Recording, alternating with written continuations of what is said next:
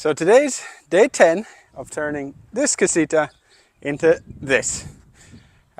Some smaller inside jobs today. I need to hammer out the floor in the shower to make sure I can get at that drain, and I want to remove the old drain from the sink and get that ready for a new install also.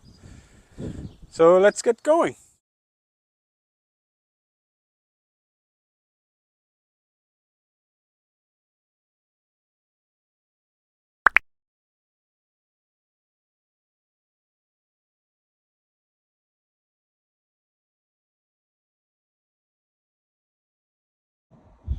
Let's get it cleaned up.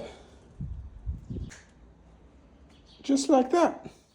So next I want to dismantle this stack down to here.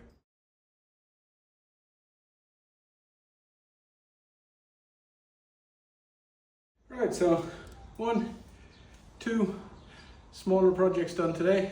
I'm going to start ramping up. I'm going to start ordering some stuff and we'll start putting stuff back together.